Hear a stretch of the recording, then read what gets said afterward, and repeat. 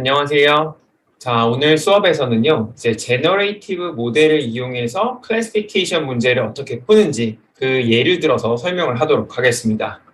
자, 대표적인 제너레이티브 메소드는요, 리니어 디스크리미넌트 어널리시스, 그리고 쿼드래틱 디스크리미넌트 어널리시스, 그리고 이제 마지막으로 나이브 베이즈가 있는데요. 자, 이 방법들을 예를 들어서 설명하도록 하겠습니다. 그러면 가장 첫 번째 질문이 제너레이티브 모델이 뭐냐 이게 있겠죠. 이제 클래시피케이션 문제를 푸는 데는 대표적으로 두 가지 부류가 있다고 생각을 하거든요. 이제 첫 번째는 이제 discriminative method고요. 이제 두 번째가 제너레이티브 모델을 이용한 방법이에요. 그러니까 쉽게 얘기하면요, discriminative method 같은 경우에서는요, 요 probability 있죠. 이제 어떠한 observation이 어떠한 클래스에 들어갈 확률을 directly하게 estimate 하는 방법들이 discriminative method고요. generative method 이제 모델 같은 경우에서는요. 먼저 어떤 선형 모델 같은 경우에서는 y0 플러스 y1 x 플러스 엡실론 이런 모델을 설정을 하잖아요. 자, 단순히 이런 모델을 설정한다기보다는요. 이 x에다가 어떠한 분포를 주는 거예요. 예를 들어서 이건 가우시안을 따라야 된다. 혹은 어떠한 바이노미얼 디스트리뷰션을 따라야 된다. 이런 식으로 가정을 하는 게 빌더 모델 케이스고요. 그럼 이제 리니어 모델, 우리 앞서 배웠던 이 리니어 모델 같은 경우에서는 이 x에 대해서 어떤 분포 가정을 하고 있지 않죠? 그러니까 이런 것들은 이제 discriminant method, 지금 앞서서 배웠던 대표적인 로지스틱 리그레션은 이제 이 컨디셔널 프로버빌리티를 직접적으로 추정하는 방법이라고 할 수가 있습니다. 자, 여하튼 간에 이러한 차이점이 있고요. 대표적인 discriminative method는요. 앞서 우리가 배웠던 KNN, 그리고 로지스틱 리그레션, 그리고 앞으로 배울 classification tree cut라고도 부르고요. 그 다음에 배깅, 랜덤 포레스트, 부스팅, 혹은 이제 앙상블 메소드라고 부르는 이 방법들도 있고요. 그 다음에 서포트 벡터 머신도 여기에 해당합니다. 자, 우리 원래 순서대로 다루자면요. 이 discriminant method를요. 여기 배웠었죠? 이것도 챕터 2에서 배웠을 거고요. 그 다음에 이 부분은 우리가 챕터 4에서 배웠었죠. 그러면 이제 순서대로 이렇게 배우면 되는데요. 이제 오늘 다룰 LDA랑 이제 Quadratic Discriminant Analysis, 즉 QDA가 이 로지스틱 리그레션이랑 굉장히 유사한 부분이 많거든요. 그래서 이제 설명의 편의상 이 방법부터 먼저 설명하고 추후에 제가 이제 클래시피케이션 트리 그리고 앙상블 메소드, 서포트 벡터 머신을 차례대로 설명하도록 하겠습니다. 참고로 이제 KNN이 그러면 왜 discriminative method냐 하면 이것도 예를 들어서 생각해 보면 편해요. 여기에 뭐 빨간색이 이렇게 포인트가 4개가 있고요. 그 다음에 파란색 포인트가 이쪽에 3개가 있다고 할게요. 그래서 우리가 새로운 포인트가 이렇게 검은색으로 해서 이쪽에 들어왔다고 하고요. 만약에 K를 3이라고 설정하면 어떻게 돼요? 가장 가까운 점 3개를 찾아야겠죠? 그러면 요 점이 빨간색 클래스에 들어갈 데이터라고 쓸게요. 이렇게. 확률은 1로 추정이 되고요. 추정값이. 만약에 검은색 포인트가 여기 있었다라고 하면 가장 가까운 포인트가 이렇게 3개의 포인트가 되겠죠. 그러면 빨간색 그룹에 속할 확률은요. 3분의 1이 될 거예요. when K가 3일 때. 이런 식으로 만약에 검은색 포인트가요. 이 오른쪽에 있다고 하면 어때요? 가장 가까운 포인트가 이 3개가 다 파란색이니까 이 레드에 속할 컨디셔널 프로바빌리티는 0으로 우리가 추정을 하겠죠. 자, 이러한 관점에서 보면 KNN이 discriminant method구나 라는 걸 쉽게 아실 수가 있을 겁니다. 자, 그러면 이제 generative method부터 설명할 건데요. 대표적인 방법들이 이제 linear discriminant analysis, 그 다음에 quadratic discriminant analysis. 그래서 여기 discriminant analysis가 있거든요. 그래서 한국말로는 판별 분석이라고 해요. 뭐 이렇게 보시면은 결국에는 스캐터 플롯에서 뭐 빨간색 포인트가 이렇게 있고 빨간색 그룹에 속하는 포인트가 이렇게 있고 막 예를 들어서 파란색 포인트들이 그룹에 속한 포인트들이 이렇게 있으면 이거 줄을 나눠주는 어떤 decision boundary를 찾는 게 우리의 목표잖아요. 그렇죠? 이렇게 이걸 우리는 이제 decision boundary. 근데 나중에 좀 더 설명할 거고요. 이게 다차원 영역으로 가면요, 이 부분이 어떻게 되냐면 이거는 어떠한 판이 될 거예요. 그렇죠? 그리고 이 판 위에는 이제 있는 observation 같은 경우에서는 다 파란색 그룹, 이 초록색 판 아래에 있는 영역은 다 빨간색 그룹에 속한다라고 하는 이런 걸 찾는다는 의미에서 우리 discriminant analysis라고 표현을 하고요. 그 다음에 이제 앞서 한번 설명을 했지만 이제 이 generative method 같은 경우에서는 y가 주어졌을 때, y가 어떤 그룹이라고 했을 때 x가 어떠한 분포를 따를 것이다 라는 모델을 이용을 해요. 혹은 어떤 가정을 이용을 하는 거죠.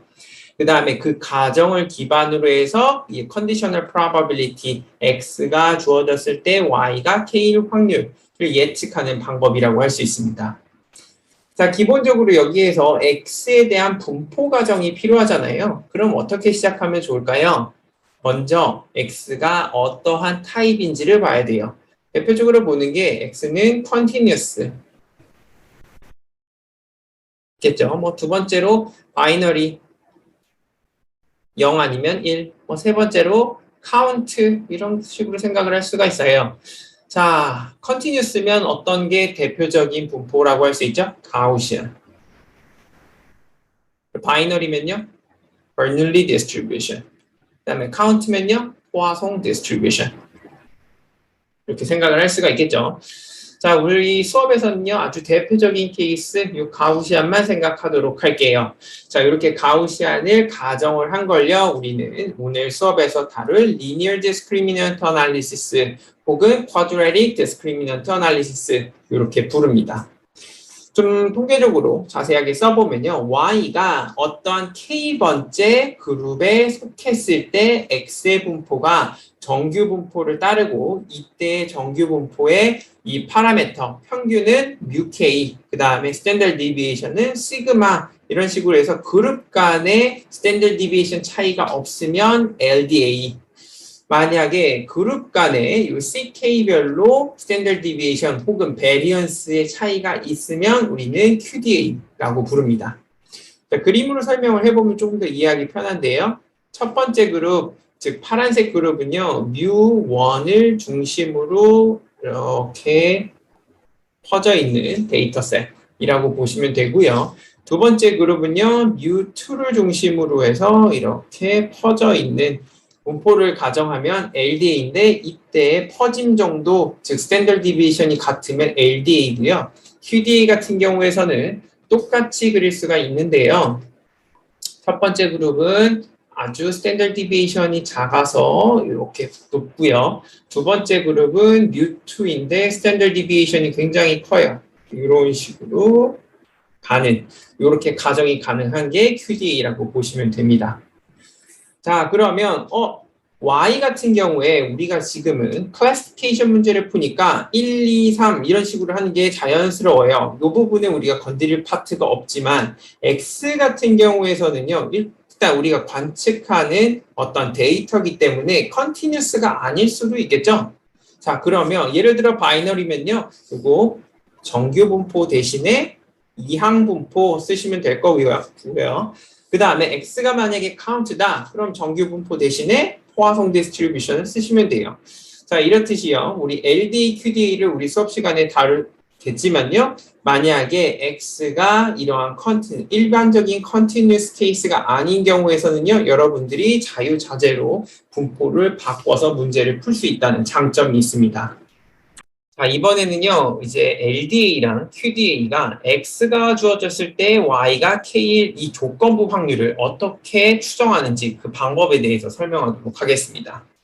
자, 이 방법은요, 기존에 있는 베이즈 세오렘 혹은 베이즈 룰을 이용하면 굉장히 단순한데요. 그걸 위한 이제 노테이션부터 설명하도록 할게요. 일단은 이제 앞서 정의한 것처럼요, Y가 어떠한 클래스에 속해 있을 때 X에 대한 분포 가정 혹은 이 density가 필요합니다. 그걸 우리는 FKX라고 부를 거고요. 이게 이제 즉 density for X given Y가 되겠죠. 자, LDA랑 QDA 같은 경우에서는 이 X의 조건부 분포를요, 정규 분포라고 했었죠. 그래서 FKX가 정규 분포의 density function이라고 생각하시면 돼요. 자, 그리고 또 필요한 노테이션이요. 파이K인데요. 이 파이K는요, X라는 정보가 전혀 없을 때 Y가 K일 확률. 즉, 이거를요, 우리는 marginal probability for class K 혹은 prior probability for class K라고 이렇게 부릅니다. 자, 이 두 가지 노테이션을 그대로 베이지 테오렘에 그대로 적용시키면요, 우리가 구하고자 하는 X가 주어졌을 때 Y가 K일 조건부 확률을 구할 수가 있거든요. 자, 이 부분을 한 번만 좀 더 써보면요. 원래 조건부 확률의 definition 그대로 쓰면요. probability of Y는 K and X는 small x 나누기 probability of X는 small x 이렇게 쓸 수가 있거든요. 근데 우리가 알고 있는 정보가 뭐냐면요. 이 FKX예요. 즉 Y가 주어졌을 때 X의 조건부 평균을 조건부 확률을 알고 있죠. 그리고 Y에 대한 marginal probability도 알고 있고요. 자, 그래서 이 부분을요. 이제 그대로 우리가 알고 있는 거. X는 X, 기분 Y는 K. 이렇게 써주고요. 자, 이 부분 되면은 이제 분모에 probability of y는 k가 들어가 있잖아요. 그래서 이 부분이 이렇게 곱해주면 분자가 같아지는 거 볼 수가 있어요. 분모는 똑같고요. 자, 그래서 그 부분이 여기 아래줄에 잘 쓰여 있는 거고요. 자, 이 부분을 이제 앞서 소개했던 두 개의 노테이션을 이용해서 표현하면 이렇게 되거든요. 자, 분자 부분은 굉장히 단순하기 때문에요. 바로 먼저 쓸게요. 자, 이 부분은요. prior probability, marginal probability니까 여기 pi k의 대응이 될 거예요. 자, 그리고 이 첫 번째는요. y가 k 그룹에 속해 있을 때 x가 x일 density 혹은 probability 요거는 정의대로 fkx라고 할 수가 있겠죠? 이렇게 써주시면 됩니다. 자, 그러면 남는 건 분모만 남게 돼요. 요 분모. 분모 같은 경우에서도요, 이제 마찬가지로 여기 있는 fkx랑 파이k를 이용해서 쓸 방법을 생각을 해봐야 되거든요. 일단 기본적으로 y가 전혀 주어졌지 않았을 때 marginal probability of x에 대한 정보가 없어요. 그래서 이 부분을 바꿔내려면요, 이렇게 y가 1일 때 더하기 x는 x, y가 2일 때 그래서 y가 취할 수 있는 all possible value를 다 해서 더해 주시면 돼요. x는 x, y는 large k까지 있다고 할게요. 자, 이렇게 되면 여기 있는 marginal probability of x랑 똑같게 되죠. 자, 그리고 여기 분자에서 했던 이 테크닉을 그대로 적용을 하면요. 자, 이 첫 번째 파트 색깔 한번 또 바꿔서 써보면요. 이 파트를요. 우리는 probability x는 x 기분 y는 1 곱하기 probability y는 1 이렇게 쓸 수가 있습니다. 두 번째 그리고 마지막 다 똑같은 방법으로 쓸 수가 있겠죠. 자, 그럼 여기 쓰여져 있는 것들은요. 분자에서 썼던 이 모양이 굉장히 유사할 거예요. 즉, 이 부분은 여기 이 파트가 파이 1 곱하기 f1x 이렇게 쓸 수가 있겠죠? 그리고 뒷부분까지 다 하면 더하기 텀으로 들어가기 때문에 여기 있는 이 분모 텀을 우리가 쉽게 예상을 할 수가 있습니다. 자, 이렇게 되면은 사실은 이 파트를 다 계산을 해야만 이 conditional probability, 궁극적으로 LDA랑 QDA가 추정하고 싶어하는 이 conditional probability를 알 수가 있거든요. 근데 이 분모텀 계산이 굉장히 어렵습니다. 아마 베이지 통계 수업을 들어보신 분들은 이 부분 때문에 굉장히 계산이 난해하다는 걸 알 수가 있을 텐데요. 그걸 해결하기 위한 방법들도 굉장히 많다는 것도 아실 거예요. 근데 이제 베이지 통계를 안 들어보신 분들을 위해서 조금 더 설명을 상세하게 하도록 하겠습니다. 자, 이 부분은요, 우리가 요 probability 입장에서 중요하게 생각하는 게 뭐냐면요, K예요. 이 X는요, 데이터로서 주어진 값이에요. 그렇죠? 그래서 이게 첫 번째 그룹에 속할 확률이 높냐, 혹은 두 번째 그룹에 속할 확률이 높냐? 사실은 이게 가장 핵심인 거거든요. 자, 그 이 분모 파트는 어때요? x에 대한 함수인 건 당연해요. 그런데 스몰 k 여기에 대한 함수냐 보시면 그렇지가 않죠. 그냥 모든 L에 대해서 모든 그룹에 대해 다 평균을 냈잖아요. 그래서 이 분모는요, 이 스몰 k에 대한 함수가 아니고요. 스몰 k 입장에서 보면 이 파트는 상수에 해당하게 돼요. 어떤 constant. 그래서 이 k가 변함에 따라서 변하는 값은 실제로는 이 분자텀만 있다. 그래서 이렇게 파이 k 곱하기 fkx의 이 컨디셔널 프로바빌리티는 비례한다 라고 표현을 할 수가 있습니다. 자, 이렇게 하면은 우리가 요거는 이제 분모 같은 경우에서는 모든 그룹에 대한 파이 1 뭐 prior probability랑 이 density probability를 다 계산을 하거나 추정을 해야 되잖아요.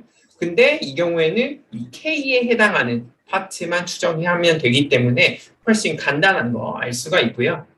자, 이렇게 했을 때 장점이 여러 가지가 있는데 첫 번째로는 아까 말씀드린 것처럼 그룹이 두 개만 있다고 할게요. 우리가 알고 싶어 하는 거는 첫 번째 그룹에 속할 확률이 높냐. 이렇게. 자, 이렇게 높으면 주어진 데이터에서는 우리가 가진 데이터가 y가 1일 가능성이 더 높다. 그래서 첫 번째 그룹에 배정을 하면 되겠죠. 이런 식으로 예측을 하면 돼요. 그래서 사실 이것만 필요한 경우가 많고요. 굳이 우리가 probability가 필요하다라고 하면 이 값은 우리가 계산을 한다고 했었잖아요. 그래서 이 값이 예를 들어서 이게 0.7, 이게 그냥 0.7이라고 하지 맙시다. 0.07, 0.03이라고 할게요. 엄밀히 따지면 이렇게 비례한다. 이렇게 둘게요. 자, 분모텀은요. 이걸 계산하거나 이걸 계산할 때 y가 1일 때나 2일 때나 다 똑같아요. 분모텀은요. k에 무관한 상수라고 했었죠. 그리고 확률은요. 더하면 항상 1이 나와야 되죠. 그래서 요 probability를 추정할 때는요. 0.07 나누기 0.07 더하기 0.03 이렇게 해서 0.7 이런 식으로 추정을 하면 되고요. 이 아랫부분 y가 2에 속할 확률은요. 똑같은 방법으로 0.3 이런 식으로 추정이 가능하기 때문에 굳이 이 분모텀을 계산할 필요가 없습니다. 자, 우리가 일단 이렇게 conditional probability의 어떤 proportion 값을 예측을 하면요. 아까 말씀드린 것처럼 해당 포인트가 k번째 그룹에 속할 확률 어떻게 하냐? 그냥 그 값이 가장 높은 곳에다가 할당을 해주면 돼요. 그림으로 한번 또 설명을 하도록 할게요. 자, 그래서 만약에 그룹이 두 개가 있다고 생각을 하고요. 뮤1이요.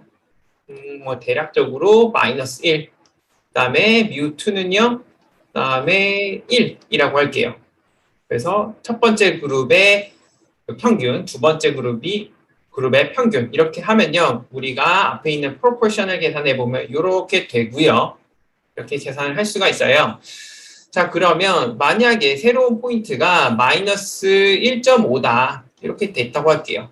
그러면 이 첫 번째 그룹 여기에 해당하는 녹색, 초록색이죠. 초록색에 해당하는 덴시티는 이만큼 높고요. 핑크색 두 번째 그룹에 해당하는 덴시티는 굉장히 낮죠.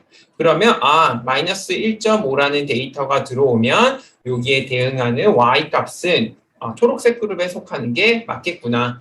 그리고 마찬가지로 2에 있다라고 하면은 핑크색 그룹 두 번째 그룹에 속할 확률, 덴시티가 훨씬 더 높죠. 그러면 이 해당 포인트는요 두 번째 그룹에 속하게끔 예측을 해주시면 됩니다. 그러한 방법을 우리가 이렇게 수식으로 써보면요. 결국에는 이 컨디셔널 프로바빌리티를 맥시마이즈 최대화 시켜주는 K 값을 찾아서 할당해주는 클래시파이어를 구축을 해주시면 된다는 소리예요. 그리고 이 방법은요. 아까 이 분자텀 결국 프로포션 값 파이 K 곱하기 FKX의 argmax를 시켜주는 최대화 시켜주는 K 값을 찾는 것과 동일하다고 할 수가 있습니다.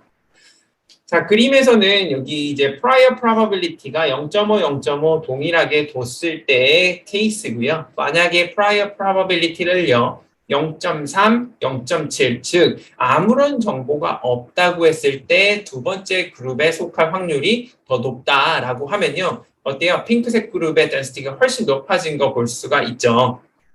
그래서 기존에는요, 이 음수 영역은 다 초록색 그룹이었고요. 양수 영역은요, 다 이 핑크색 그룹이었죠. 근데 이 경우 어때요? 이 decision boundary라고 부르는 건데, 이 threshold boundary가요, 약간 0보다 작아진 거 볼 수 있나요? 그래서 0보다 조금 작았을 때는 여전히 이 prior probability 때문에 핑크색에 할당을 해주는 이런 효과를 볼 수가 있습니다. 자, 그러면 여러분들, 이런 생각하죠. 우리 prior probability 어떻게 구하냐? 이건 이제 사전 정보를 이용하셔서 하셔야 돼요. 사전 정보란 뭐냐? 만약에 우리가 2022년도 어떤 데이터를 분석을 한다라고 하면 2021년도 데이터를 이용해서 사전 정보를 추정을 할 수가 있고요. 뭐 또 다른 거는 이 지구상에서 무작위로 사람을 뽑아요. 그러면 한국인이냐 혹은 중국인이냐 이렇게 했을 때 저희가 0.5, 0.5 이렇게 주면 안 되죠. 아무런 정보가 없다라고 하면은 일단 인구가 엄청나게 차이가 나잖아요. 그래서 그런 인구 비율을 바탕으로 해서 이 prior probability를 설정을 해주시면 됩니다. 뭐 이렇게 설정하는 방법이 좀 다양하게 있는데요. 그 방법들은요, 혹시 관심이 있으시다면 베이지 통계를 수강하시면 될 것 같습니다. 네, 전반적인 이제 그 discriminant analysis 방법에 대해 설명을 했으니까요. 여기에 장점에 대해서 먼저 설명하고 넘어갈게요. 기존에 우리가 배웠던 방법이 두 가지밖에 없었잖아요. 첫 번째가 KNN, 그리고 두 번째가 가장 많이 쓰이는 logistic regression이 있는데요. 이제 logistic regression이랑 비교해보면 이 discriminant analysis, LDA랑 QDA는요, 굉장히 스테이블해요. 자, 이걸 조금 더 자세하게 설명을 하면요. 우리 LDA, QDA가 가정하는 경우는 결국에 이 density가 여기 X라고 할게요.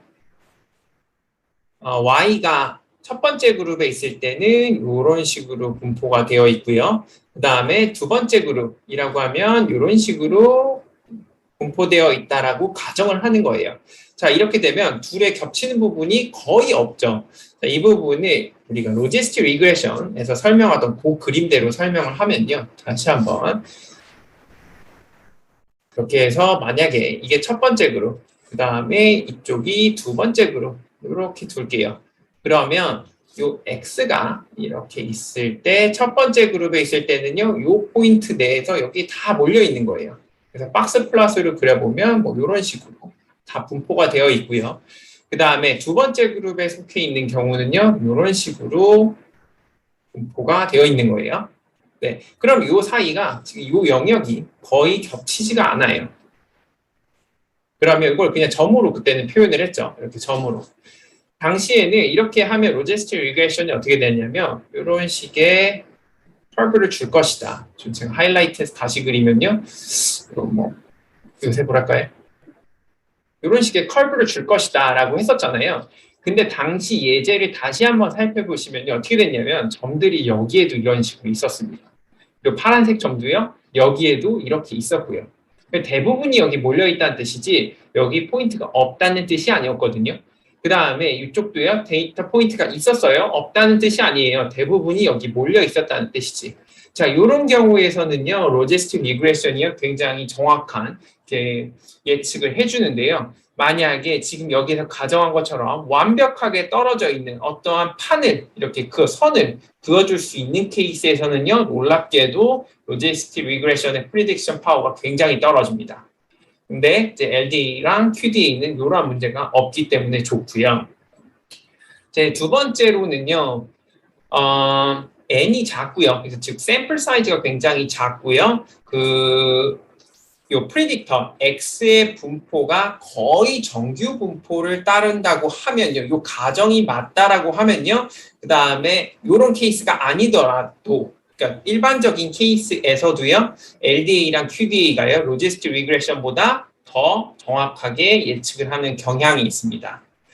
그리고 이제 세 번째로는 기본적으로 클래스가 3개 이상인 경우에서 리니어 리그레션, 그러니까 로지스틱 리그레션을 적용을 못하는 건 아니었었죠. 멀티노미얼 로지스틱 리그레션 적용하면 된다 이렇게 설명을 했지만 엄밀히 따지면 로지스틱 리그레션을 다이렉트하게 적용을 시킨 건 아니잖아요. 근데 이제 LDA랑 QDA 같은 경우에서는요, 또 다른 방법 이런 걸 쓸 필요 없이요, 그대로 적용을 시켜도 이렇게 클래시피케이션 문제를 잘 푸는 걸 알 수가 있습니다. LDA랑 QDA의 제너럴한 방법들 그리고 장점 설명했으니까요. 완전 스페시픽하게 LDA에서 어떻게 컨디셔널 프로바빌리티를 예측하는지 그 디테일한 부분을 이제 설명하도록 할게요.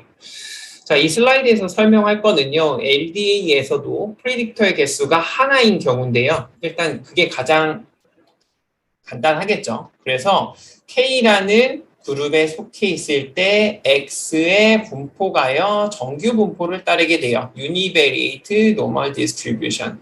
그리고 정의대로 가면은 UK라는 평균을 가질 거고요. 그 다음에 시그마 K라는 Standard Deviation을 가질 건데요. 근데 LDA는 가정을 어떻게 하냐면 모든 시그마 K가 시그마로 같다. 그룹 간의 차이가 없다라고 가정을 하죠. 이러한 아이디어는 어디에서도 볼 수 있냐면 기초 통계학 시간에 보시면 투 샘플 t-테스트 이거 배우셨을 거예요. 자, 그때도 두 그룹 간의 베리언스가 같다라고 해서 풀드 베리언스를 에스티메이트하는 이러한 방법을 배우셨을 텐데요. 그런 아이디어랑 똑같다고 보시면 돼요. 자, 다시 본론으로 돌아와서요. 이런 식으로 X에 대한 컨디셔널 분포가 가정이 되어 있기 때문에 여러분들 다 정규 분포에 대한 density 펑션은 다 아시잖아요. 그래서 이렇게 쓰실 수가 있고요. 자, 여기에서 이 시그마 K만 시그마로 바꿔주시면 돼요. 이 K만 이렇게 지워주시면 돼요. 자, 그래서 이 FKX를요, 즉 앞서 배웠던 그 베이즈 포뮬러 거기다 그대로 적용만 하시고요. 그다음에 파이 K는요, prior probability로 그대로 그 값을 넣어주시면 이렇게 쓸 수가 있게 됩니다. 자, 이 부분은 여러분들이 그냥 공식에만 넣으면 되기 때문에 그냥 이렇게 설명하고요.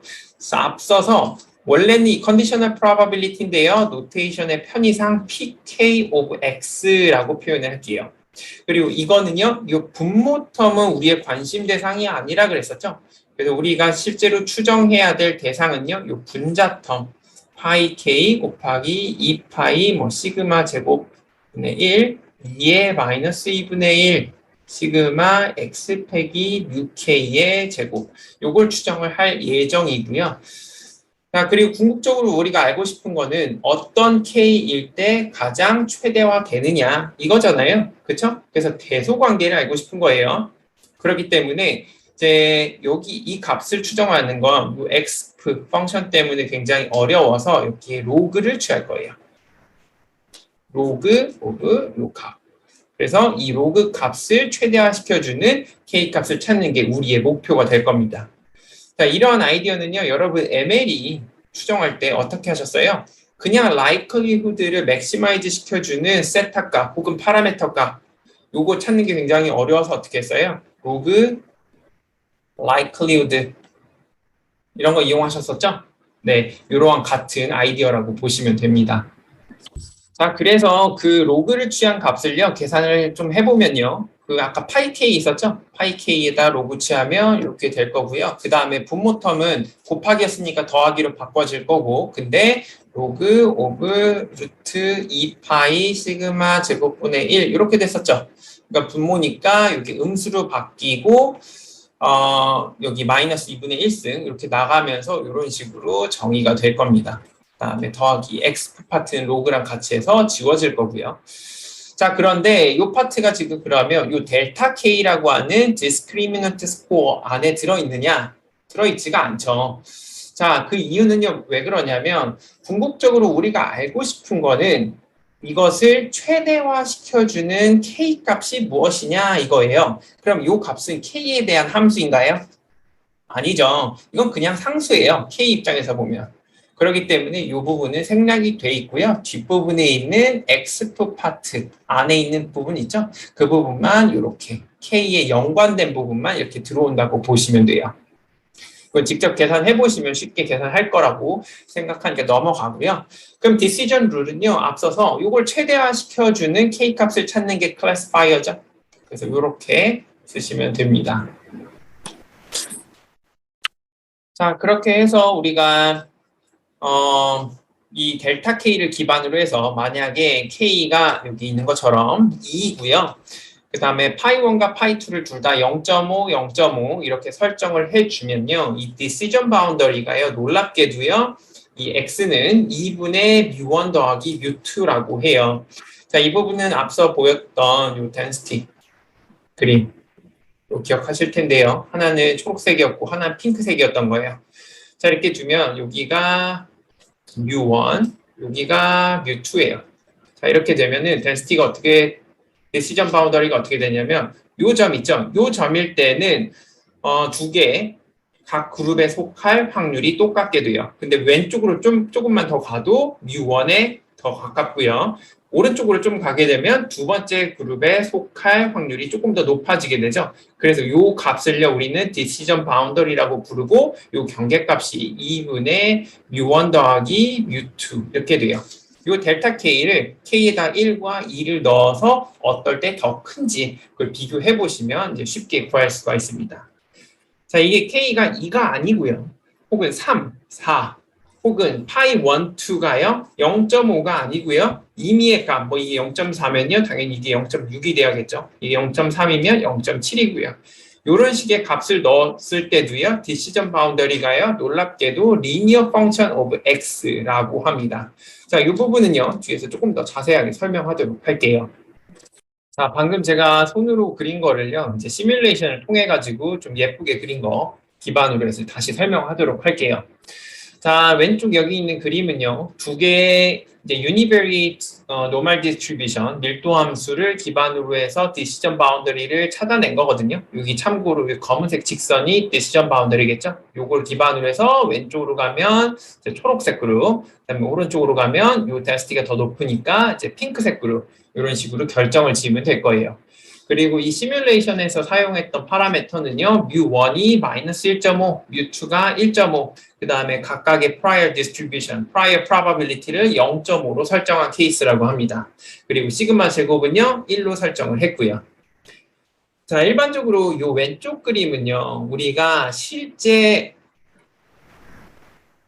prior probability도 알고요. 그 다음에 이 y가 주어졌을 때 x의 이 평균 μk라고 하죠. 이 값을 정확히 마이너스 1.5와 1.5로 알고 있다면 이렇게 그림을 아주 예쁘게 그릴 수가 있어요. 하지만 우리가 일반적으로 하는 케이스는요. finite sample 케이스죠. 즉 제한된 샘플을 기반으로 해서 이 μk도 우리가 알아내야 돼요. 그리고 이 시그마도요. 알아내야 되는 추정 대상입니다. 자, 그래서 이걸 기반으로 해서 이제 20개의 관측치를 제너레이팅 한 다음에 그걸 히스토그램으로 나타낸 거거든요. 자, 히스토그램 기반으로 해서 우리가 이 디시전 바운더리를 추정을 해봤다고 해요. 추정한 결과는요, 약간 왼쪽으로 치우쳐진 거 이렇게 볼 수 있나요? 이런 갭이 발생하는데요. 이 갭은요, 당연히 샘플 사이즈가 부족해서 나온 거예요. 그러면 이 검은색 직선, 이건 어떻게 찾아내냐? 샘플을 기반으로 해서 이 뮤K랑 시그마 등등 필요한 것들을 다 추정해서 그 공식에 대입한 거거든요. 그러면 이 추정 방법에 대해서 좀 디테일하게 이제 설명하도록 하겠습니다. 추정하려고 하면은 결국에 앞서 설명했던 이 델타 K를 결국 우리가 추정을 해야 되거든요. 이 델타 K의 추정값. 그러면 여기서 추정할 대상은 뭐죠? 우리가 필요한 거 x는 주어진 값이라고 했었죠. 데이터. 그러면 뮤K는 알고 있나요? 모르죠. 그러니까 이거는 우리가 추정을 해야 되는 대상. 그 다음에 시그마 제곱, 스탠더드 디비에이션 혹은 베리언스 모르죠. 요것도 추정해야 될 대상. 뭐 이 파트는 똑같으니까 넘어가고요. 그 다음에 파이 K도요. 사전 확률, prior probability 이것도 모르죠. 그러니까 추정을 해야 됩니다. 자, 요약을 해보면은요. 이렇게 세 개를 우리가 추정을 해야 되고요. 추정 방법은요. 기초 통계학 시간에 배웠던 혹은 뭐 일반적으로 우리 통계학 하면 쓰이는 MLE들 있죠. 그런 MLE들 이용하시면 돼요. 뭐 제가 앞선 이제 슬라이드에서 뭐 한국 사람 5천만 명, 뭐 중국 사람 정확히 모르겠지만 15억 이렇게 하면은 어떤 식으로 우리가 사전 확률을 예측하면 돼요? 15억 5천만 중에 한국인이 무작위로 뽑았을 때 뽑힐 확률은 5천만. 이런 식으로 두는 게 합리적이겠죠? 자, 그런 방법으로 해서 이 prior probability를 추정 가능하고요. 물론 이게 항상 추정의 대상은 아니에요. 사전 정보를 기반으로 해서 정확하게 0.5, 0.5 이런 식으로 나눌 수가 있다면 그 값을 이용하셔도 상관은 없습니다. 그리고 뮤케이 헷 같은 경우에선 어때요? 지금 우리 클래시피케이션 문제니까요. 첫 번째 그룹에 속한 X 값들이 있겠죠. 그 값에 대한 평균을 이용하면 될 거예요. 근데 이제 첫 번째 그룹에 속한 샘플이 100개고 두 번째 그룹은 50개다. 라고 하면은 여기는 N1이 100이 되고요. N2가 50이 될 거예요. 이런 식으로 표현을 합시다. 자, 그리고 이제 YI가 1인 이 인덱스에 대한 X 값에 대한 썸을 해라. 그리고 100으로 나눠라. 그러면 mu1 팻이 될 거고요. 만약에 yi가 2다 두 번째 그룹에 속하는 i 인덱스에 대한 x의 평균에 대해서 50으로 나눠라 하면 mu2에 대한 추정값 이런 식으로 우리가 구할 수가 있을 거고요. 시그마 헷 제곱 같은 경우에서는요, 이거 풀드 베리언스 그 기법 그대로 쓰시면 돼요. 그래서 이렇게 우리가 쓸 수가 있습니다. 물론 이게 절대적으로 이 공식만 써라 이런 건 아니고요. 또 다른 방법이 있다. 혹은 예를 들어서 이 샘플이 IID가 아니고 타임 시리즈 데이터다. 혹은 아웃라이어가 있다고 강하게 의심이 든다라고 하면 어떤 거 쓰시면 돼요? 그 상황에 맞는 에스티메이터들을 여러분들이 골라 쓰시면 돼요. 뭐 대표적인 예가 아웃라이어 있는 경우에는 트림드 민 같은 거 쓰시면 되겠죠? 그래서 그 트림드 민 쓰시면 되겠습니다. 자, 지금까지 우리가 프리딕터가 하나인 경우를 설명을 했으니까 프리딕터가 그럼 2개 이상인 경우가 어떻게 되냐? 똑같은 방법으로 적용하시면 돼요. 자, 하나인 경우에서는 univariate normal distribution의 density function을 썼었죠. 그럼 P가 만약 2라고 하면요. multivariate Gaussian distribution의 density를 쓰시면 돼요. 만약 3이면요. 똑같아요. multivariate Gaussian distribution의 density. 네, 그냥 피계가 있다고 생각하고 쓰고요. 그 다음에 P가 예를 들어서 이제 프리딕터의 개수가 3 이상으로 되면 우리가 이런 식으로 그림을 그릴 수가 없게 됩니다. 그러겠죠? 그래서 이제 그림은 P가 2인 경우 이렇게 쓸 거고요. 그 다음에 공식은요. P가 제너럴하게 이렇게 주어졌다고 생각하고 쓰도록 할게요. 자, 참고로 멀티베리 가우시안 디스트리뷰션의 덴시티 펑션은 이렇게 된다는 거 다 아실 테니까 그냥 넘어가도록 하고요. 그 다음에 LDA 같은 경우에선 QDA와 다르게 그룹 간의 그 스탠더드 디비에이션이 다 같다라고 가정을 했겠죠. 자, 이 경우에서는요, 이제 공분산 행렬, 그러니까 코베런스 매트릭스가 모든 K에 대해서 같다라고 가정을 하고 써주시면 됩니다. 자, 나머지 파트는요, 다 똑같아요. 그냥 여러분들이 필요한 게 결국에는 probability of x given 우리가 원하는 건 실제로는 probability of y는 k given x가 뭐 small x 요 확률이죠. 자, k 입장에서 보면 이게 univariate예요. 그렇죠? 그 다음에 요 값도요 어떠한 스칼라 밸류가 나올 거예요. 그러다 보니까 요거에 대해 이 분자텀과 분모텀은 공식을 그대로 대입하시면 되고요. 그리고 이렇게 결국 분자텀이 이렇게 가는 게 나올 거고 앞서서 이 값을 그냥 다이렉트로 맥시마이즈 시켜주는 K값 구하는 게 어렵다고 했었죠? 그래서 로그를 취했죠. 그 로그를 취한 값이 여기 discriminant function 델타 KX 이렇게 쓰는데요. 그때 당시에도요, 이제 K와 무관한 상수 파트는 다 지워졌어요. 유니베리에이트 케이스, P가 1인 경우에도요. 다 똑같은 작업을 취해주면요, 여러분들이 요 공식을 쉽게 구할 수가 있다고 생각합니다. 자, 디시전 룰은요, 마찬가지로 이 델타 K는 어떠한 스칼라 밸류일 거예요. 혹은 K의 값에 따라서 변화하는 어떤 함수가 되는 거죠. 그래서 이것을 이 discriminant 펑션을 최대화시켜주는 K에 할당하는 classifier 이거 찾아주시면 되고요. 자, 앞서서 제가 뒷부분에서 어떻게 하면 디시전 바운더리를 구하는지 설명한다고 했었죠. 자, 제너럴한 P인 케이스에서 설명하면 P가 1인 경우도 다이렉트하게 되니까요. 자, 이 부분을 조금 더 자세하게 쓰도록 할게요. 자, 일단은 K가 2개인 경우만 생각하도록 할게요. 실제로는 여러 개인 케이스에도 다 적용 가능한 방법입니다. 자, 델타 KX는요, 결국에는, 색깔 바꿔서, 델타 KX와 델타 K 프라임 X 중에 누가 더 크냐, 이걸 보는 거죠. 그러면 델타 KX 빼기 델타 K 프라임 X가 0보다 크게 만들어주는 요 X 값의 집합을 찾는 게 결국에 디시전 바운더리, 혹은 이게 정확하게 0인 요 X 값의 집합이 디시전 바운더리라고 할 수가 있을 겁니다. 그렇죠? 그래서 요 값을 그대로 여기 있는 거 대입해서 가져만 오시면 돼요. 여기에 그냥 쉽게 쓰기 위해서 여기다 다시 쓸게요. 자, 이 파트. 요거는 델타 KX고요. 제가 델타 K 프라임 X를 다시 쓰면 자, X 트랜스포즈 이건 다 똑같고 X 인버스 뮤 K 프라임이 될 거예요. 그 다음에 2분의 1 뮤 K 프라임 트랜스포즈 시그마 인버스 그 다음에 뮤 K 프라임 그 다음에 로그 파이 K 프라임 이렇게 되겠죠.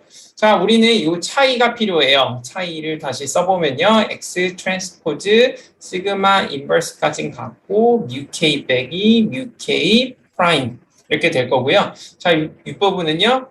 그냥 둘 다 써줘야 되겠죠. 그냥 편의상 이렇게 넘어갈게요. 또 로그 파이 K 빼기 파이 K 프라임인데 뭐 이건 분수로 이렇게 표현을 합시다. 자, 이렇게 되겠죠. 이게 0이 되는 X들의 집합이 디시전 바운더리가 될 거예요.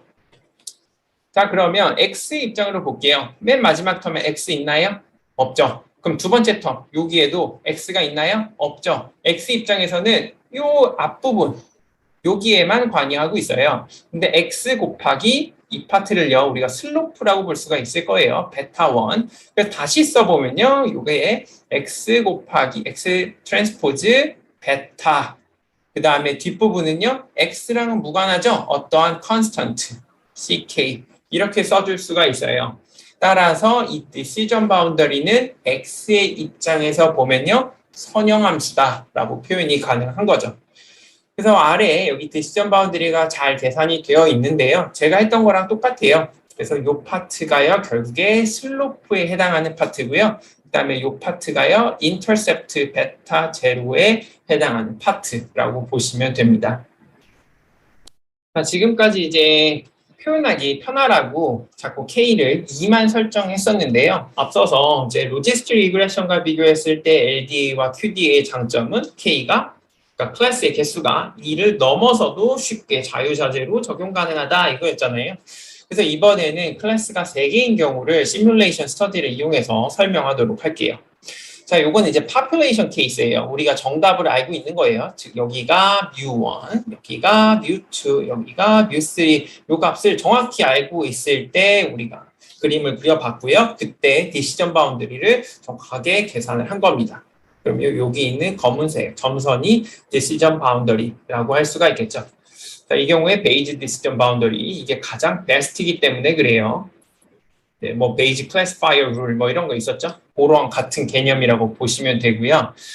자, 그런데 이제 population에서는 요 mu1, mu2, mu3 그다음에 p가 2니까 시그마도 알아야 되죠.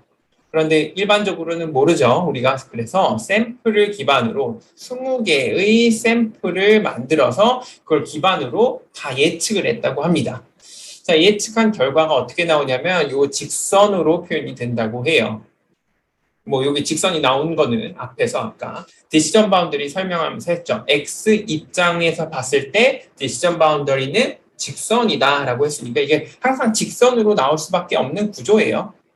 자, 그럼 보시면 어때요? 굉장히 뭐 나름 비슷하다라고 볼 수 있죠. 이 경우에는 굉장히 비슷하고요. 여긴 좀 거리가 떨어져 있고 이 경우는 조금 차이가 나지만 이 정도 괜찮다 이렇게 볼 수가 있는데요. 뭐 자세하게 보면 여기 파이 1, 3분의 1, 파이 2, 3분의 1, 파이 3, 3분의 1 이렇게 설정이 돼 있다고 하는데 뭐 자세한 세팅 같은 경우에서는 여러분들이 텍스트북 보시면 나와 있으니까 그거 참고하시도록 하고요. 자, 이러한 갭을 줄이려면 어떻게 해야 돼요? 가장 좋은 점은요. 더 좋은 에스티메이터를 쓰시던가 이 뮤1, 뮤2, 뮤3를 추정하는 더 좋은 에스티메이터를 쓰시던가 아니면 샘플 사이즈가 더 좋아지면요. 이게 더 좋을 수 있습니다. 여기 안에 이렇게 옵저베이션들이 더 많아지면 더 정확하게 클래시파이어를 만들어낼 수가 있겠죠. 참고로 여기 있는 베이즈 클래시파이어의 테스트 오분류율 같은 경우에서는 약 0.0746이라고 하고요. 그 다음에 이 LD 클래시파이어의 테스트 오분류율은요 0.0770이라고 해요. 살짝 높죠. 하지만 거의 비슷한 거 볼 수가 있습니다. 즉 LDA가 적어도 이 데이터셋에 대해서는 좋은 분류를 하고 있다라고 알 수가 있습니다. 자, 이번에는 이제 실제 아이리스 데이터라고 우리 머신러닝 배우면 혹은 뭐 데이터 마이닝 배우면 가장 많이 다루는 데이터죠. 그래서 이 아이리스 데이터를 분류할 때 우리 LDA를 적용하면 좋은 결과가 있는지 그걸 확인을 해봤습니다. 참고로 이제 아이리스 데이터는 꽃 데이터죠. 그래서 꽃이 이렇게 저도 꽃을 잘 모르지만 이렇게 있으면 예를 들어 이 안에 뭐 이렇게 또 있죠. 꽃은 굉장히 복잡해가지고 동그랗게 또 있고요. 그래서 여기 있는 길이들을 다 잰 데이터예요. 이 길이랑 여기 폭, 그 다음에 이 빨간색 길이와 폭, 그리고 꽃의 종류에 따라서 이 꽃의 길이, 폭이 다 다르겠죠. 그래서 이 길이와 폭들, 이 네 가지 변수들을 이용해서 이 꽃의 종류를 정확하게 분류가 가능한가, 이걸 찾는 문제고요. 그래서 실제로 여기 꽃은 3개의 스피시스가 있는데 세토사, 버시컬러, 버지니카 이렇게 3가지 종류가 있고요. 트레이닝 데이터에서는 뭐 이용을 했나 봐요. 여하튼 간에 이렇게 50개의 샘플이 있고요. 자, LDA 이용해가지고 분류를 해보니까요. 이 세퍼 랭스랑 위스, 그 다음에 페럴 랭스랑 위스 이렇게 있는데 거기에다가 이제 세토사는 파란색으로 표시하고 버시컬러는 이제 오렌지색, 그러니까 버지니카는 초록색 이렇게 표현을 했는데 좀 차이가 있는 것 같나요? 세퍼 랭스랑 세퍼 위스 보면은 파란색은 명확하게 차이가 있죠. 이렇게 그어줄 수가 있죠. 그렇죠? 그 다음에 초록색 같은 경우에 노란색이랑 뭐 이런 식으로 그어줄 수는 있는데 명확하게 그어지진 않아요. 약간의 겹치는 부분이 굉장히 많죠. 그 다음에 뭐 페럴 랭스랑 세퍼 랭스 보면은 마찬가지로 이렇게 그을 수가 있고요. 여기도 이렇게 그을 수가 있겠네요. 그 다음에 세퍼 랭스랑 페럴 위스도 보시면은 이렇게 그을 수가 있고. 그래서 요거는 사실은 스캐터 플롯으로 우리가 그어 본 건데요. 딱 그어 봐도 어때요? 명확하게 선을 그을 수가 있어 보이죠? 그렇죠? P가 4라서 이제 조인트하게 모든 변수를 고려해서 이런 디시전 바운드를 그려주는 건 어렵겠지만 이렇게 페어와이즈하게 봐도 벌써 그릴 수가 이렇게 디시전 바운더리 이거를 그려줄 수가 있단 말이에요. 그렇기 때문에 LDA가 성능이 굉장히 좋겠구나 라고 예상을 할 수가 있는데 실제로 해보면 굉장히 정확하다고 합니다. 네, 다시 이제 교과서 데이터로 돌아와서요. 여기 보이는 표는요, LDA를 크레딧 데이터에 적용한 결과라고 해요. 그래서 분석 결과를 보시면요, 실제 파산을 했는지 안 했는지가 열로 표시되어 있고요. LDA가 예측할 때 파산할 거라고 예상하는 사람들은요, 행으로 표현이 되어 있습니다. 자, 결과를 해석해보면 LDA는 실제로 파산하지 않은 사람들 9,667명 중에 9,644명을 올바르게 파악을 했고요. 실제로 파악한 사람들 333명 중에서 81명 이렇게 잘 찾아냈기 때문에 사실 이 부분 잘했고 요 빨간색 이 부분은 이제 잘못한 거라고 볼 수가 있겠죠. 자, 그래서 이제 앞서 배웠던 이제 클래시파이어 성능 비교하는 매저가 여러 가지가 있었잖아요. 뭐 대표적인 게 misclassification rate, 그 다음에 뭐 또 배웠던 게 false positive rate랑 false negative rate 이렇게 있는데, 자, 이러한 매저들을 기반으로 해서 LDA를 저희가 평가를 해보도록 할게요. 자, misclassification rate 같은 경우에서는 전체 우리 10,000개 중에서 잘못 예측한 게 252랑 23 이렇게 있죠. 그래서 총 2.75% 정도가 잘못 분류했다. 오분류율이 2.75%다라고 할 수가 있고요. 이제 false positive rate 같은 경우에서는 실제로 no라고 한 사람은 9,667명이잖아요. 이 중에 yes로 잘못 분류된 게 23명 이렇게 되니까 약 0.2%라고 할 수가 있고 false negative rate 같은 경우에서는 실제로 yes가 333명인데 no로 분류한 게 잘못한 거죠. 252명 이렇게 되니까 75.7%라고 할 수가 있습니다. 자, 방금 예제 보시면요. 이제 false positive rate 같은 경우에는 예를 들어서 false positive rate가 0.2% 정도였는데 false negative rate가 거의 75% 이렇게 됐었죠. 굉장히 불균형이 발생을 했어요. 이게 굉장히 지나치게 높다는 문제가 있고요. 만약 어떤 사람이 실제로 파산할 건데 은행이 이제 파산하지 않을 거라고 판단해서 돈 빌려주면 어떻게 돼요? 바로 손실로 이어지게 되겠죠? 그래서 이런 경우에서는 혹은 어떤 특별한 경우에서는 이제 false negative rate를 조금 낮춰줄 필요가 있어요. 그러면 LDA에는 어떻게 이 false negative rate를 낮춰줄 수 있을까? 이걸 생각해 보시면요. 기본적으로 이제 LDA에서는 우리 conditional probability를 그대로 계산하는 게 아니잖아요. 즉 여기에서는 discriminant function 혹은 스코어를 계산을 해서 그 스코어를 맥시마이즈 시켜주는 K 값을 구하는 게 LDA의 과정 혹은 목표라고 할 수가 있잖아요. 그때 그러면 discriminant score 혹은 펑션을 구하는 방법은요. prior probability 곱하기 그 다음에 y가 주어졌을 때 x의 conditional probability 이 두 개의 곱으로 이어져 있어요. 그래서 우리가 이 둘 중에 이 밸런스 FPR과 FNR의 밸런스를 맞춰주기 위해서는요.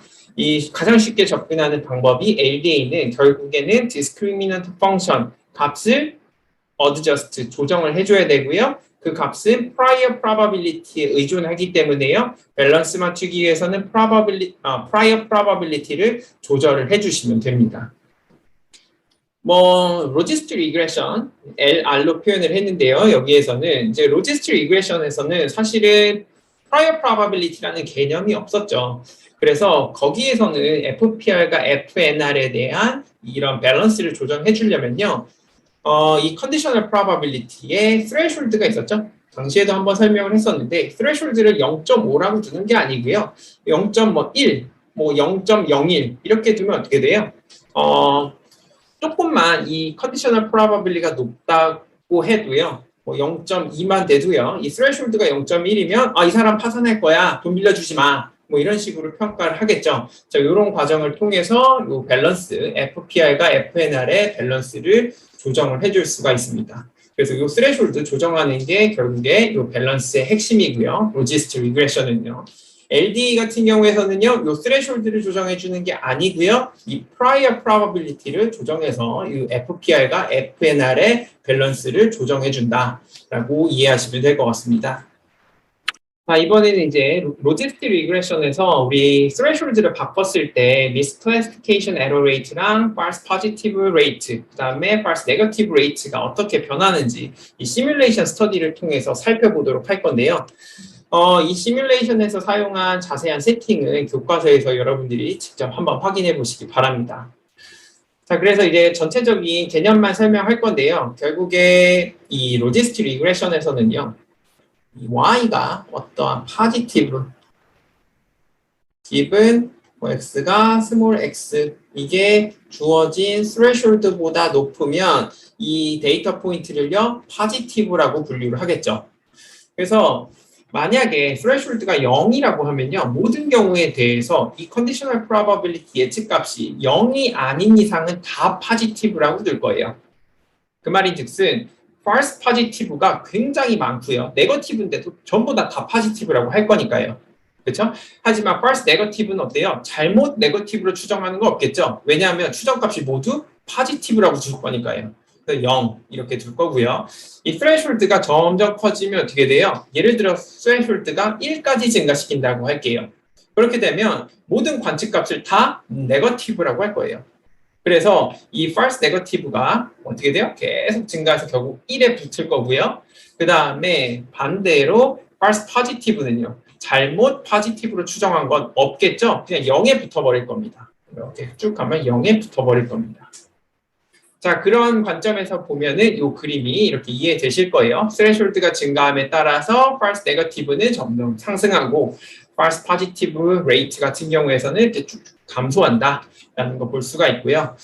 그다음에 이제 전체적인 overall error rate, misclassification error rate 보시면요, 0.5를 기준으로 봤을 때 요 근처가 가장 옵티멀하다, 가장 작은 거 볼 수가 있죠.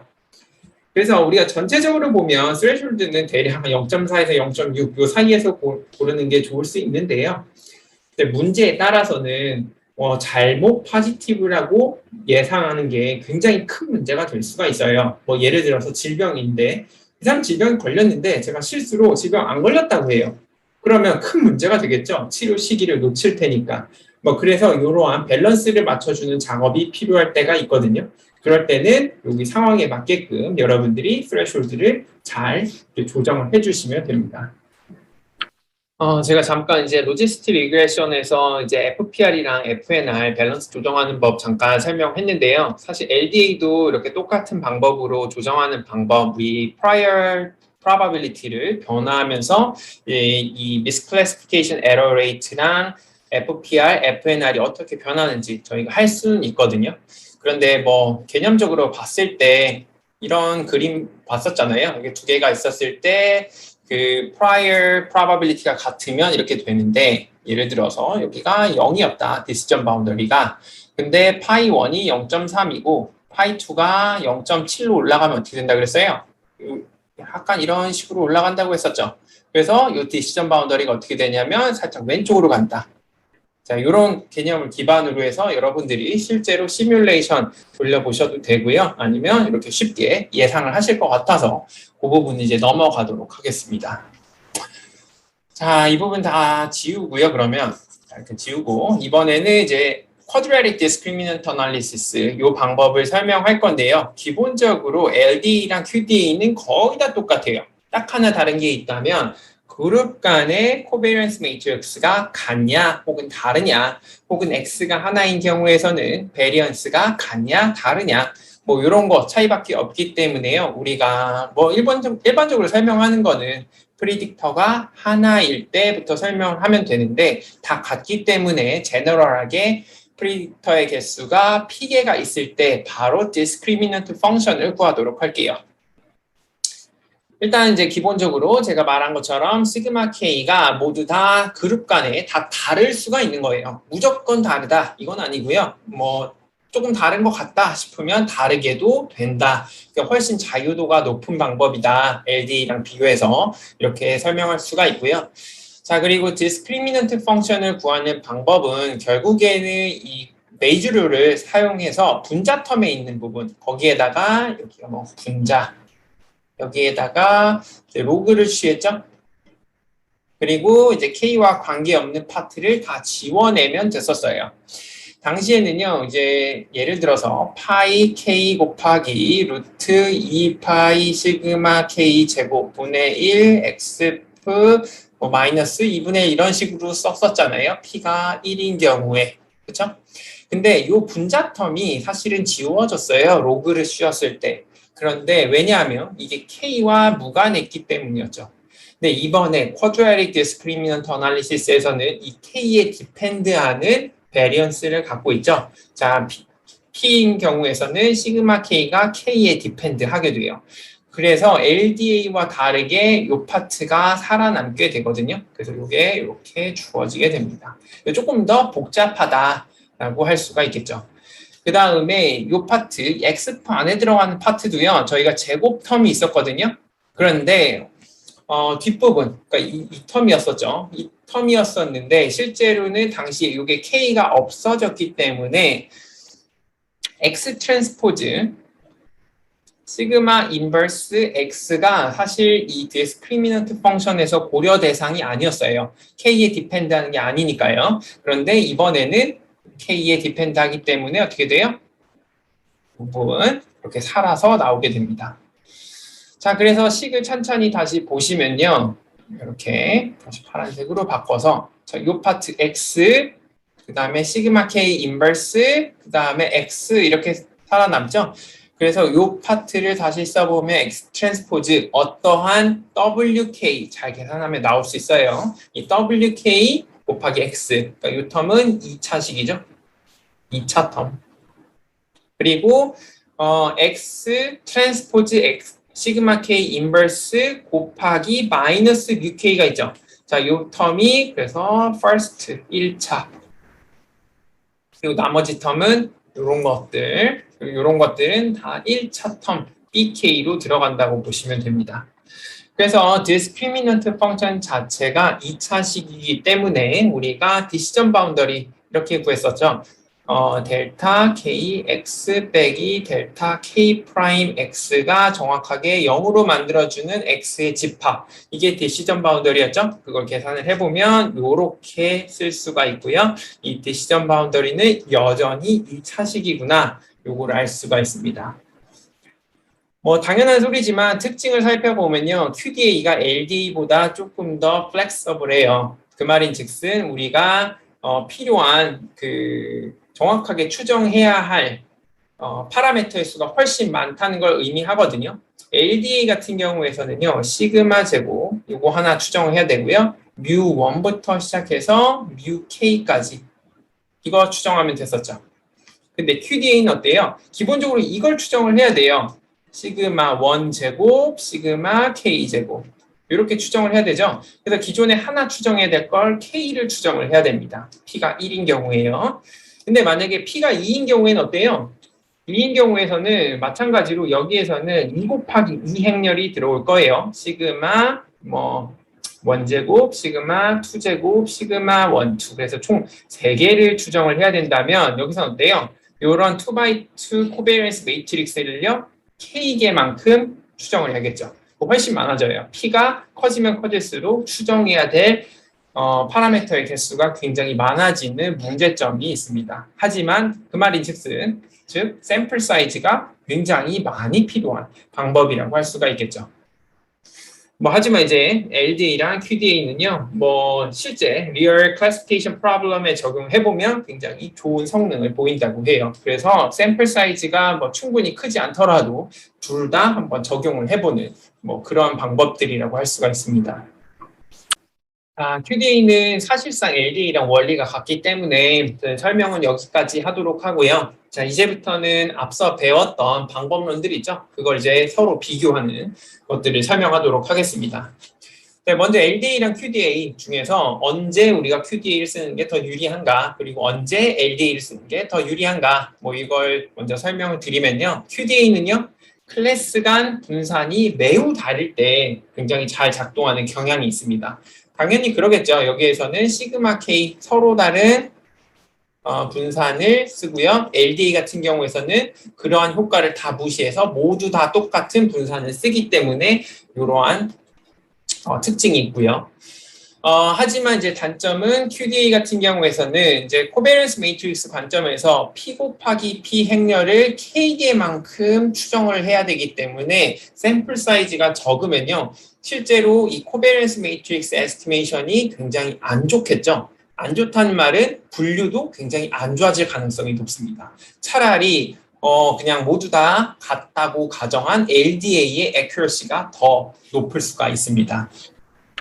자, 이번에 엠피컬리하게 그러면 이론적으로 말고 시뮬레이션을 통해 가지고 LDA가 그럼 QDA보다 좋냐, 혹은 QDA가 LDA보다 더 좋냐, 이걸 이제 비교를 해볼 건데요. 자, 여기 첫 번째 왼쪽에 있는 그림 같은 경우에서는 이제 코베런스 매트릭스가 동일한 문제예요. 그리고 여기에 있는 보라색 여기 점선 보이시죠? 이게 베이즈 디시전 바운더리라고 할 수가 있고요. 그 다음에 까만색 점선 보이시죠? 이게 이제 LDA. 그 다음에 이제 QDA는 이렇게 초록색 2차식이라고 했었죠. 디시전 바운더리가. 그래서 이렇게 커브가 항상 이렇게 보이는 거, 나오는 거 볼 수가 있습니다. 여기가 QDA. 그리고 상대적으로 까만색은 항상 직선이어야겠죠. LDA 결과는요. 자, 보시면은 일단은 공분산 행렬, 코베런스 매트릭스가 같다고 했으니까 이 경우에는 QDA보다 LDA가 좋은 게 맞아요. 그렇죠? 하지만 앞서 제가 몇 번 말했지만 강조했지만 QDA가 항상 달라야 된다 이걸 말하는 건 아니에요. 달라도 된다지. 그래서 샘플 사이즈가 충분히 크면요. 사실 QDA랑 LDA의 디시전 바운더리는 같아야 됩니다. 근데 샘플 사이즈가 작기 때문에 이러한 갭이 발생했고요. 자, 이 경우 첫 번째 어때요? 그룹 간의 공분산 행렬, 코비런스 매트릭스가 같기 때문에 자, 베이즈 디시전 바운더리랑 비교해 봤을 때 LDA가 조금 더 가까운 거 볼 수가 있고요.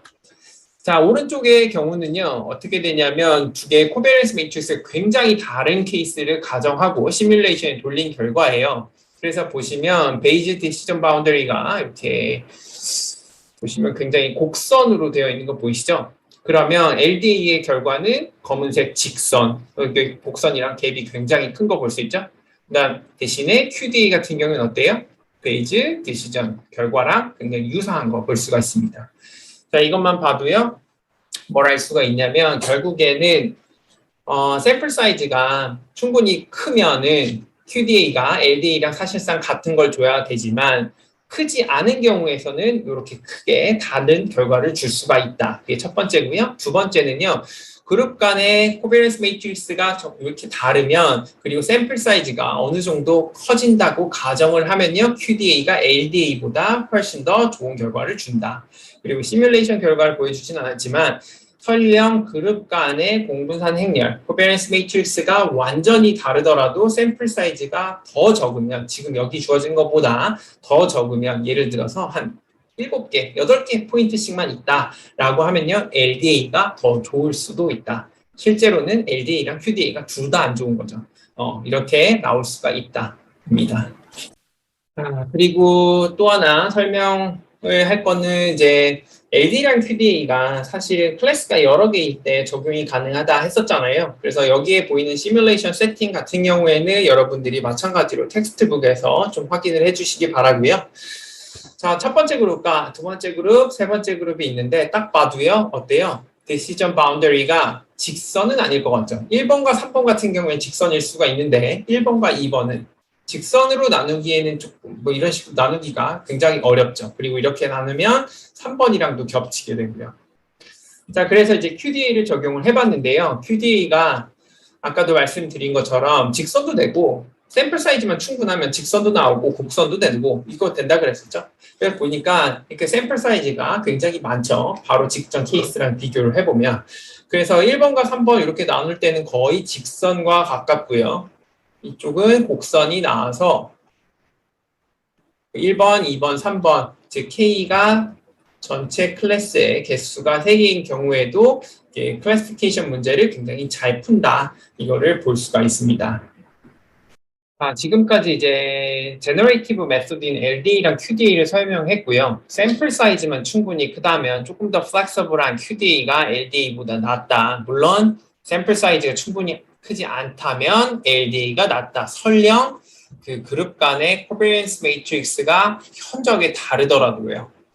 자, 이런 설명을 했는데 이제 QDA의 단점을 조금 더 강조해서 설명을 하도록 할게요. 자, 그러면 QDA가 많은 샘플이 필요하다는 건 다 알겠는데 얼마만큼 큰 샘플이 필요하냐 이런 문제가 있겠죠. 그럼 기본적으로 원칙은요. 추정해야 될 파라미터, number of 파라미터의 개수보다는 샘플 사이즈가 현저히 큰 게 좋거든요. 근데 요새 시대가 이제 빅데이터 시대 이렇게 부르잖아요. 그러니까 빅데이터 시대에서는 샘플 사이즈 N도 크지만요. P도 굉장히 큰 걸 의미해요. 그러니까 프리딕터의 개수가 굉장히 큰 거죠. 예를 들어서 설명을 해보면 우리가 어떤 사람이 비만인지 비만이 아닌지 이런 분류를 하고 싶다고 해요. 그래서 이 사람을 전신 스캔을 합니다. 그래서 뭐 손목 둘레 이렇게 재고요. 뭐 손가락 둘레도 재고요. 그다음에 뭐 팔뚝 둘레, 팔목도 팔뚝, 뭐 팔목, 그다음에 팔, 어깨, 가슴, ong덩이, 배 쭉쭉쭉쭉 뭐 전신을 다 스캔을 하는 거죠. 둘레를 다 재요. 그래서 예를 들어서 피가 1000이라고 할게요. 이렇게 비만도 뭐 비만율 비만인지 아닌지 분류할 때 꼭 이만큼 필요한 건 아니겠지만 피가 뭐 1000이라고 가정을 해봅시다. 자, 그렇게 되면 QDA에서는 추정해야 되는 게 대표적으로 코베리언스 매트릭스를 추정을 해야겠죠. 각 그룹별로요. 시그마 K를 추정을 해야 되고요. 자, 이거는 이제 P by P 매트릭스 행렬이 돼요. 그다음에 이 코베리언스 매트릭스는 시메트릭 하잖아요. 그래서 이 부분 upper triangular part랑 lower triangular part가 같기 때문에 추정해야 되는 파라미터의 개수는 P 곱하기 P 플러스 1 나누기 2 이만큼 됩니다. 샘플 사이즈는 즉 이거보다는 현저히 커야 돼요. 자, P에다 1000 한번 넣어볼게요. 그러면 어떻게 돼요? 약 1000의 제곱 정도 되죠? 네, 100만 정도 돼요. 물론 2로 나눠주니까 뭐 500만 이렇게 하겠는데 실제로 샘플 사이즈가 그럼 500만 이상일 수 있냐? 그런 경우가 흔치 않죠. 그래서 현저하게 그룹 간의 코베런스 매트릭스가 다르다라고 하더라도 이 경우에는 LDA가 정확할 수 있거든요. 이런 정보를 아예 무시해버리는 거예요. QDA가 이렇게 코베런스 매트릭스 추정이 너무 어렵기 때문에요. 자, 그러면 굳이 LDA처럼 그러면 이렇게 할 필요가 있느냐 이런 생각을 하실 수가 있게 돼요. 그래서 LDA처럼 그냥 이 파트가 전부 다 코비런스 매트릭스가 다 다르다는 거 무시하지 말고 우리 이 오프 다이거널 엔트리 이 파트를 그냥 다 0이라고 두고요. 여기 시그마 1제곱, 시그마 2제곱, 시그마 P제곱은 뭐 다 다를 수 있다. 이렇게 하는 거죠. 즉 이제 가우시안 케이스에서는 이제 x1과 x2, 뭐 x3, 이 xp들이 모두 독립이라고 가정을 하는 거예요. 자, 그 방법이 나이브 베이즈 방법이라고 부릅니다. 자, 수식으로 써보면요, 결국에는 이제 y가 k에 속했을 때 이 정보가 주어졌을 때 x들의 조인트 디스트리뷰션은 이 컨디셔널 CK가 주어졌을 때 X들의 이 마지널 분포의 곱으로 표현된다. 이렇게 쓰는 거고요. 그 다음에 이제 우리가 LDA랑 QDA에서는 항상 가우시안 분포를 가정을 하잖아요. 그럼 이 시그마 K가 어떻게 돼요? 이제 다이거널 시그마 1 제곱, 시그마 P 제곱 이렇게 쓸 수가 있겠죠. 그럼 계산이 훨씬 단순해져요. 그래서 그때 그 공식 시그마 K 대신에 이 다이거널 매트릭스를 그대로 넣어주면요. 이 디스크리미넌트 펑션 혹은 스코어가요. 이런 식으로 계산이 됩니다. 훨씬 단순하죠. 네. 적어도 이만큼 P 곱하기 P 빼기 1 나누기 두 개만큼의 파라미터를 추정을 안 하는 거예요. 그냥 무시해버리는 거예요. 자, 이렇게 되면요. 물론 정보 손실 때문에 물론 이제 클래시피케이션 문제를 잘 못 풀 수도 있어요. 하지만 적어도 샘플 사이즈가 현저히 작을 때는요. QDA도 어차피 안 되거든요. 자, 이 경우에는 나이브 베이지 클래시파이어가 LDA 혹은 QDA보다 훨씬 더 좋은 성능을 낼 수도 있다고 합니다. 자, 일반적으로 굉장히 큰 그 P차원 density 펑션을 추정하는 거는 서로 다른 예측 변수 간의 연관성인 조인트 디스트리뷰션도 고려해야 되기 때문에 매우 어려운 문제입니다. 그래서 이제 일반적으로 이 연관성을 묘사하기 굉장히 어렵고 추정하기도 굉장히 어렵기 때문에요. 이제 나이브 베이지를 이 클래시피케이션 문제뿐만 아니라 다른 부분에서도 많이 적용을 하거든요. 자, 그리고 이제 나이브 베이지 모델 어썸션 하에서는요, 우리는 이제 P계 프리딕터 사이에 연관성에 대해 걱정할 필요가 없죠. 이제 다 인디펜던트라고 했으니까. 자, 그래서 이제 이런 가정은 사실은 계산의 편의를 위해서 만들어졌지만요, 아까 말씀드린 것처럼 샘플 사이즈가 충분히 크지 않다면 기존의 이론적으로 완벽한 방법보다도 더 좋은 결과를 주기도 한다고 합니다. 자, 이제 강의 요약하고 수업 마치도록 하겠습니다. 자, 이번 강의에서는요, 클래시피케이션 문제를 푸는 제너레이티브 모델 방법들을 설명했고요. 대표적인 방법 3가지를 했는데, 첫 번째가 Linear Discriminant Analysis 하고 특징적으로 보면요, 결국에 y가 주어졌을 때 x의 분포 가정을 해요. 이때 분포는요, 표준정규 분포는 아니고 가우시안 분포를 따르는데요. 이게 k라고 둘게요. UK 그리고 어떠한 베리언스를 갖는데요. 이 베리언스는 이제 K의 변화에 따라 전혀 영향을 받지 않는 상수 이렇게 가정을 하고 있고요. 그다음에 QDA 같은 경우에는 똑같은데 원리는 똑같죠. 노말 UK 시그마 K 제곱. 물론 이게 P가 여러 개라고 하면요. 어떻게 돼요? Multivariate Normal Distribution mu1, mu2, mu_p. 그리고 실제로는 클래스에도 의존하니까 이거를 K라고 써줍시다. 이렇게. 그다음에 코베리언스 매트릭스도 있겠죠? 실제로는 이것도 빨간색으로 바꿔서 시그마 11, 시그마 12, 시그마 1p 그리고 여기 시그마 22 이런 식으로 쭉 채워지는 코베런스 매트릭스인데 이것도 이제 K에 의존하죠. 그러니까 K를 뒤에 붙여줍시다. 시그마 ppk 이렇게 가정을 하는 거죠. 요거 LDA니까 LDA는 사실 K가 없고요. QDA가 이렇게 K에 의존하는 거라고 할 수가 있습니다. 자, 두 방법은요. 결국에는 이제 conditional probability를 다이렉트로 추정을 하진 않고요. 즉 probability y가 k given x는 small x 이걸 하진 않고 어떤 걸 하냐면 prior probability 곱하기 density small x k 자, 요거를 계산을 하고요. 자, 여기에다가 로그를 취하고 k와 관계없는 파트를 다 제거한 게 이제 델타 kx라고 해서 저희가 discriminant score 이거를 계산을 했었죠. 자, 그래서 decision boundary까지 구했습니다. 이 decision boundary가 여기서 하나 더 나오게 되죠. decision boundary가 있는데 특징적으로 보면요. 구하는 방법은 아주 간단했었죠. 델타 kx 빼기 델타 k 프라임 x가 0으로 만들어준 x의 집합들이 디시전 바운더리인데요. 자, 특징적으로 보면 LDA 같은 경우에 이 디시전 바운더리가 x 입장에서 항상 선형이었고요. 자, QDA는요. 2차 곡선이었습니다.